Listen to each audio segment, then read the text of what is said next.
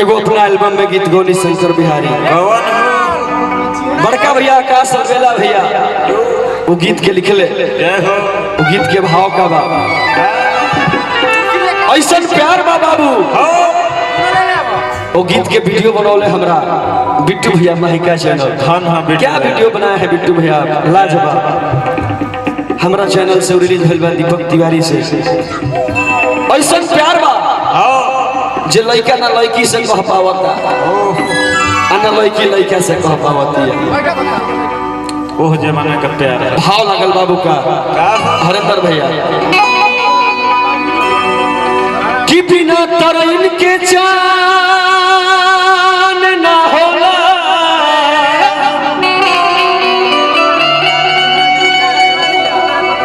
बिना सूरज के घाम ना होला,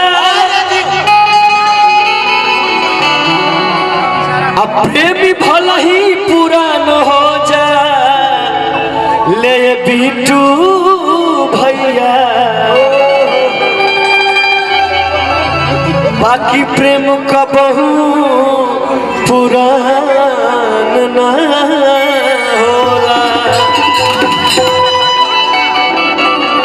आकाश अलबेला भैया गीत के लिखले का हर की दिलवा के भेद नहीं खोले, मुहवा से कुछ ना बोले, हर तो बढ़ेला बेचैनी जब मन पड़े। एक गुरुवर वीरेंद्र बाबा लड़का कहता कि बढ़ेला बेचैनी जब मन पड़े। लड़का कहता का कि पगला के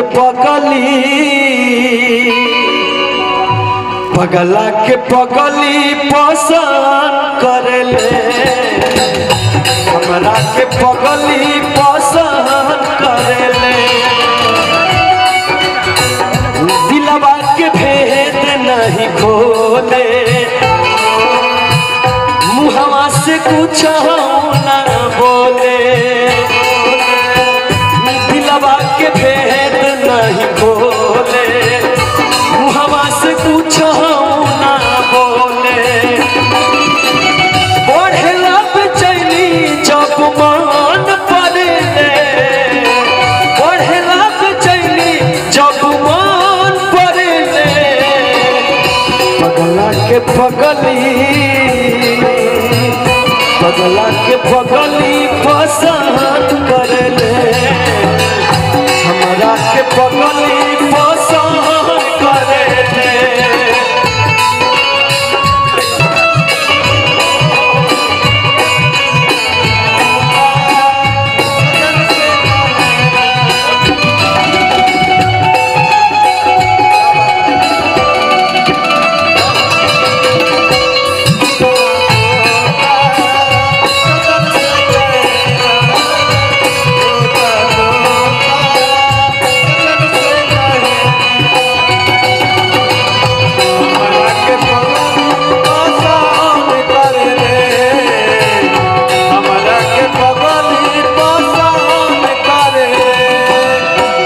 बिट्टू भैया ऐसा प्यार बा जे लड़की कह नहीं खे पाव का कर दिया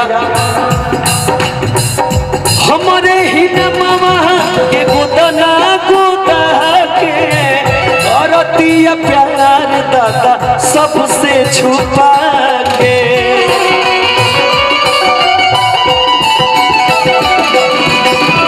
हमारे ही मामा के गोदना प्यार दादा सबसे छुपा। बड़का भैया अनुज भैया की तरफ से पुरस्कार आ गए। गुड्डू भैया माहिका चैनल और का थोड़ा शर्माले घबराले, सोझा जब आई ताला जाले, थोड़ा शर्माले घबराले, सोझा जब आई ताला जाले,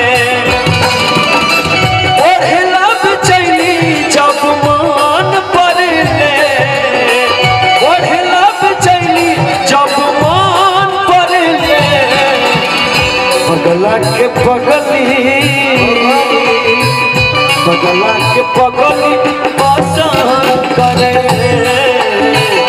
हमरा के पगली पसंद करे दीवाना मैं तेरा दीवाना मैं तेरा दीवाना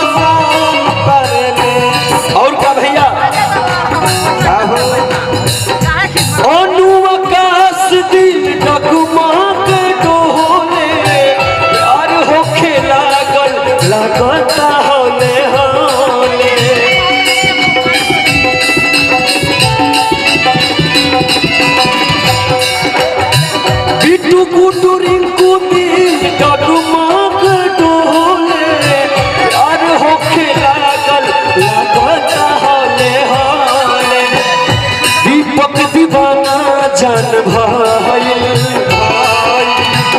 अखिया से नींद भागी गई दीपक दीवाना जान भाई अखिया से नींद भागी गई रोआ हमार गान गान करे रोआ हमार गान गान करे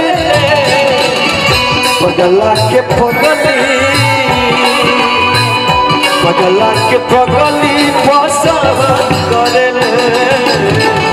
हमरा के पगली पसंद करे हमरा के पगली पसंद करे हमरा के पगली पसंद करे हमरा के पगली पसंद करे। अब आई झुम